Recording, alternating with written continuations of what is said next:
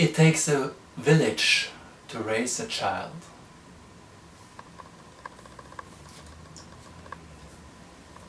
And this time I'd like to invite you to take a look at the family you were born into, in what I call the given family. And I want you to take a look at that family and look at the one you have chosen.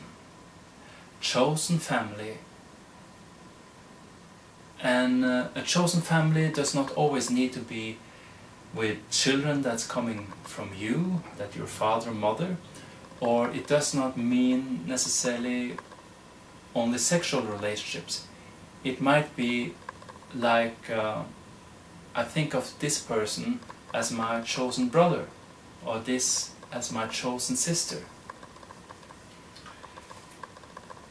If you grow up in a family where, like, for instance, lying, alcohol, too much use of alcohol, or religion, if some of these things are the themes, you will most likely, when you grow up, not be lukewarm to these themes.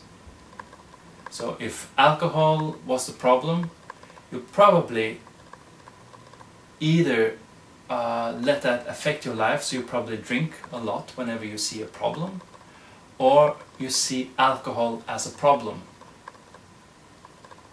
Or the same thing, if you grow up in a family with lying, you would probably either see that, oh, lying works, so I'm going to do that myself, or you're going to say, hey, lying does not work, and you're probably taking a much more clear stand against it.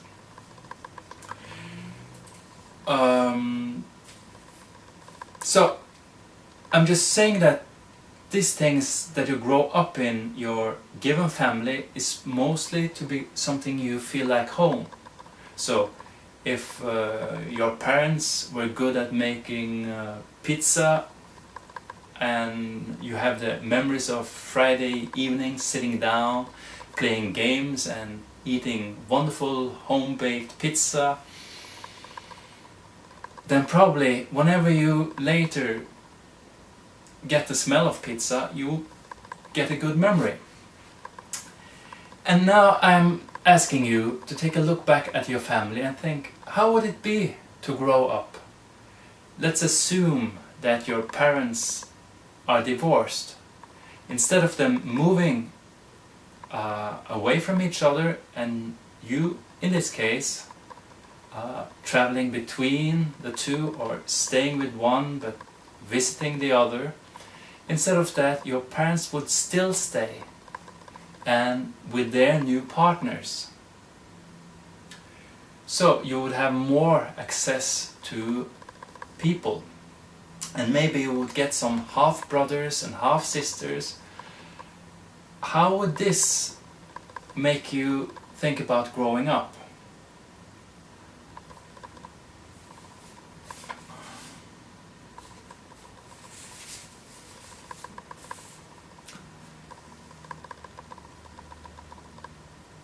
And I think that one of the things that is bad in the family structure with one mother, one father, one child, or two persons, one child, or more children, is that there's fewer people that the child can ask for support, for help.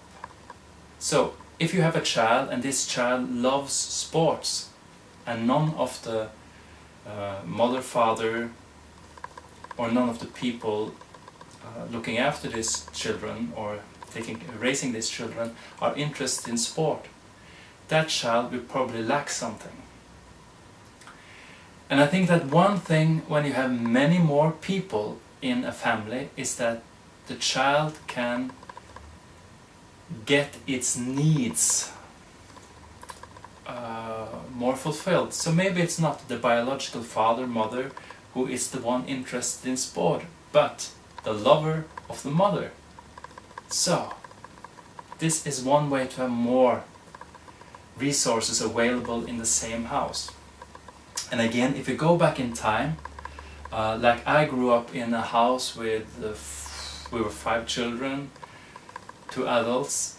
There were a whole lot more resources available in the house.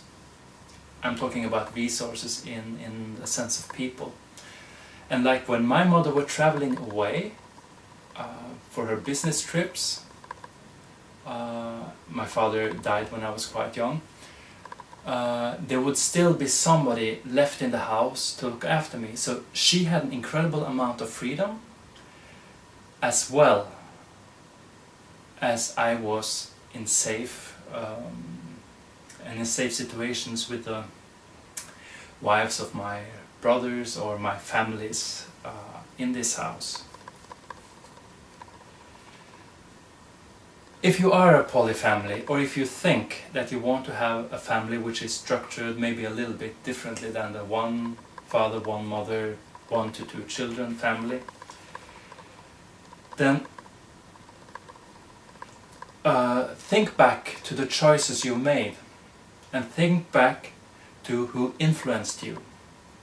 Think back on what experiences do you have in your family, from your given family, from your chosen family. And who did you have to fight to be able to sort of design your life as you want it? There's a story I'm going to tell. It's about a patient at a place where people come when they have... this place is a sanatorium. It's more for people with religious delusions. And it's, as far as I know, it's a Christian place. I heard this story many years ago and it always stuck in my mind. And there's this patient who is coming to the psychologist, and the patient asks the psychologist, will you please pray for me? And the psychologist could have answered, yes, I can do that. But instead he asks, why do you want me to pray for you? And the patient says, I wish that you pray for me because I think your God is kinder than mine. And I think this is sort of, it's good to have a look at what is your inner, because I do believe we have an inner image of the inner man, you could say, or the inner woman, or the inner relationship between man and woman, the inner relation, or the inner relationship between you and a father, you and a mother. I'm not saying this is locked into that the father has to be a father or the mother to fulfill the function in your life, but I invite you to just have a look at what is your inner family look like.